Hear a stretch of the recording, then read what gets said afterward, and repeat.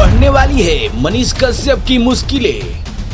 तमिलनाडु से आया बड़ा अपडेट। तमिलनाडु में बिहारी मजदूरों के खिलाफ कथित हिंसा के मामले में यूट्यूबर मनीष कश्यप की मुश्किलें और बढ़ सकती हैं। मनीष कश्यप को 3 दिन के लिए तमिलनाडु पुलिस के रिमांड पर भेजा है।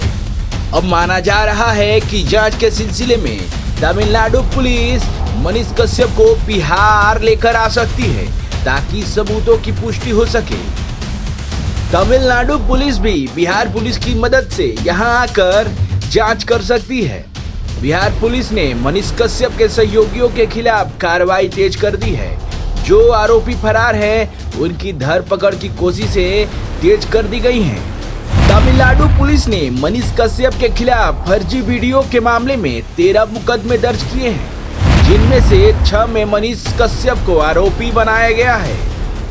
उसके चैनल सच तक भी आरोपियों की लिस्ट में शामिल है।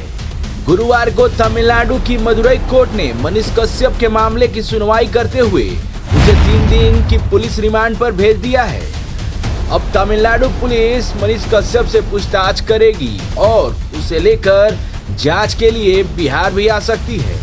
मदुरई कोर्ट ने यह भी आदेश दिया है कि रिमांड की अवधि में पूछताछ के दौरान मनीष कश्यप के वकील उससे मिल सकते हैं।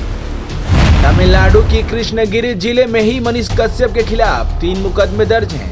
इधर बिहार पुलिस मनीष कश्यप के मोबाइल की तलाश कर रही है, जो अभी तक नहीं मिल पाया है। पुलिस का मानना है कि अगर मनीष कश्यप का मोबाइल मिल जाता है तो यह साफ हो जाएगा कि उस घटना के पीछे किसका हाथ हो सकता है। बिहार पुलिस की आर्थिक अपराध शाखा को मनीष कश्यप की 5 दिन की रिमांड मिली थी, पर मनीष कश्यप के मोबाइल का अभी तक पता नहीं चल पाया है। हालांकि बताया जा रहा है कि EOU को मनीष कश्यप के मोबाइल के लोकेशन का पता चल गया है और पुलिस इसी आधार पर जांच को आगे बढ़ाने में जुटी है।